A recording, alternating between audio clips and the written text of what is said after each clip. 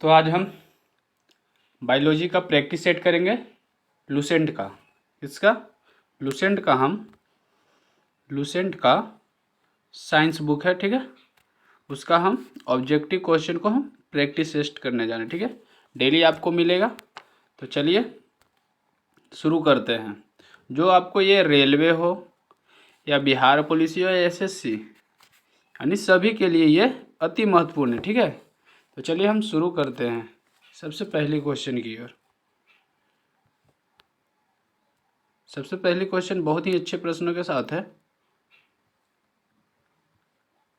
चलिए सबसे पहली क्वेश्चन है आपका कि जीवन की मूलभूत इकाई क्या है, यानी यूनिट क्या है। माने जीवन की सबसे महत्वपूर्ण इकाई क्या है, यानी मूलभूत इकाई क्या है। तो कोशिका, ठीक है। मेरे अंदर क्या है, कोशिका बहुत सारे हैं, ठीक है।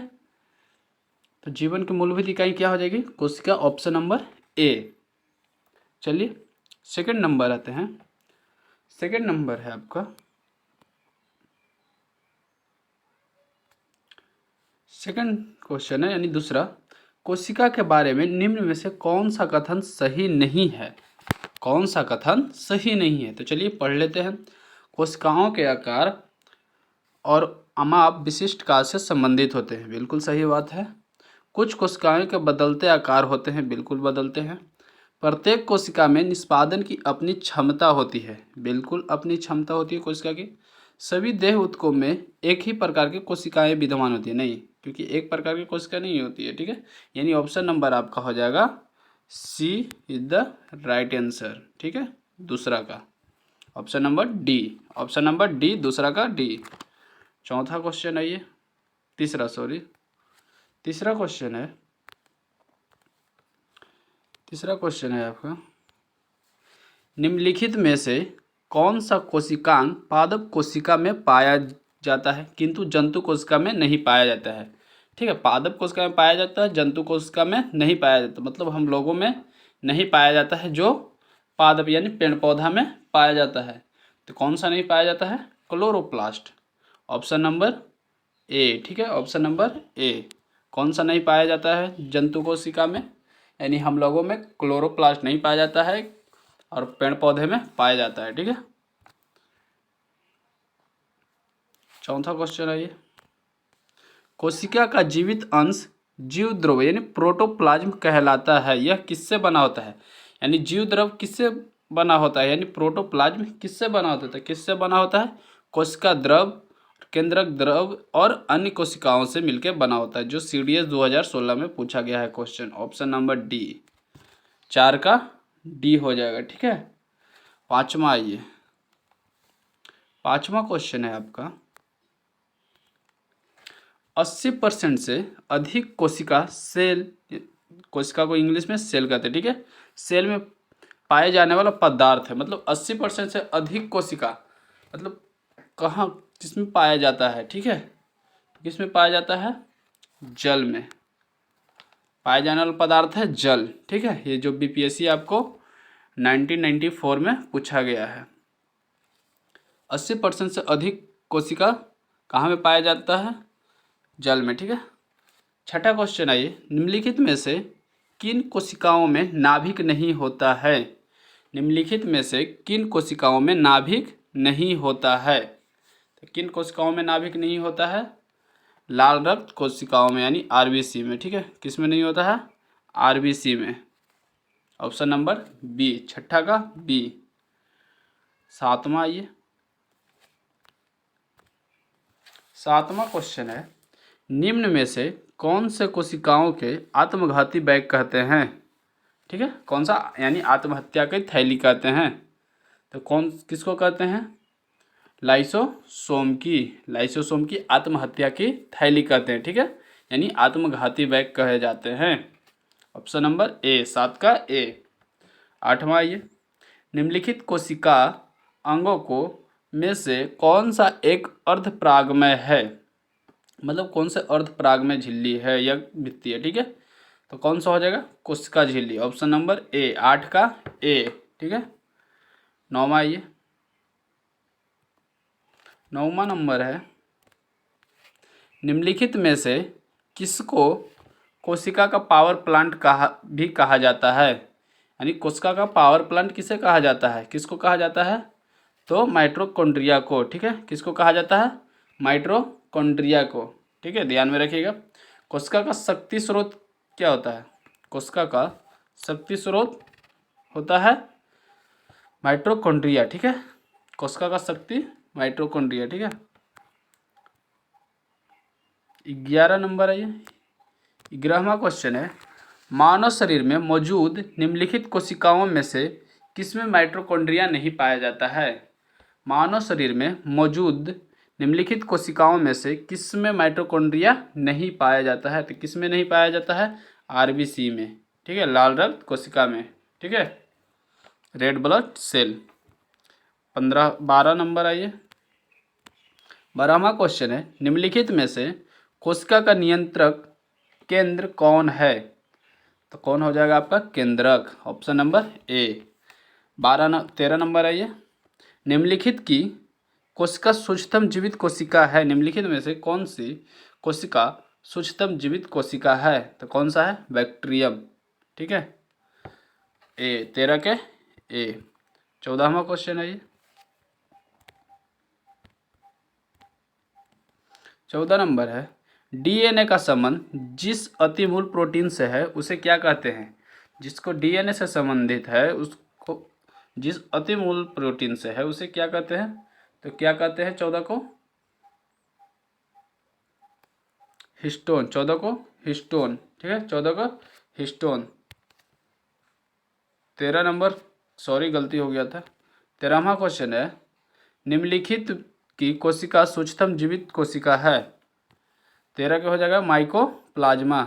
ठीक है, 13 को माइकोप्लाज्मा हो जाएगा आंसर। ठीक है, निम्नलिखित की कोशिका सूक्ष्मतम जीवित कोशिका है माइकोप्लाज्मा, 13 नंबर। ठीक है, 14 को आपको बी हो जाएगा हिस्टोन। 15 नंबर आइए। 15वां क्वेश्चन है, निम्नलिखित में से किस एक कोशिकीय कोशिकांग समूह में डीएनए होता है। तो किस में डीएनए होता है, 15 का सूत्रकणिका, केंद्रक और हरित लवक, यानी option number A is the right answer. ठीक है, ऑप्शन नंबर ए, 15 का ए। 16वां क्वेश्चन आइए। डीएनए की पॉलीन्यूक्लियोटाइड श्रृंखला में क्या समाविष्ट होता है। डीएनए की पॉलीन्यूक्लियोटाइड श्रृंखला में क्या समाविष्ट होता है, तो क्या होता है 16 का, एक नाइट्रोजनी क्षारक, डीऑक्सीराइबोज, शर्करा और फॉस्फेट समूह, यानी ऑप्शन नंबर ए ही सही है। ठीक है, 16 का ए। 17वां क्वेश्चन आइए। चिकनी अंतर्द्रव्यी जालिका के अनुपूरक कार्यों में से एक कार्य कौन सी है। प्रोटीन संश्लेषण, लिपिड संश्लेषण, जैव अणुओं का भंडारण या विषैले पदार्थ का निर्विषीकरण। कौन सा हो जाएगा 17 का, विषैले पदार्थों का निर्विषीकरण, ऑप्शन नंबर डी। ठीक है, 17 का डी। 18वां क्वेश्चन आइए। निम्नलिखित में से क्या डीएनए में मौजूद रहता है किंतु आरएनए में मौजूद नहीं रहता है। डीएनए में मौजूद रहता है और आरएनए में मौजूद नहीं रहता है, तो कौन नहीं रहता, थायमीन। ठीक है, कौन सा, थायमीन। 19 नंबर, आरएनए का प्राथमिक कार्य होता है। आरएनए का प्राथमिक कार्य कौन सी है, तो 19वां को हो जाएगी प्रोटीन संश्लेषण, यानी ऑप्शन नंबर बी। चलिए 20 आइए। 20वां है, राइबोसोम होते हैं, राइबोसोम यानी जोम्स होते हैं किसमें, डीएनए में, आरएनए और प्रोटीन में, तो किस में होते हैं, आरएनए में। ठीक है, ऑप्शन नंबर बी, आरएनए में। 21वां आइए।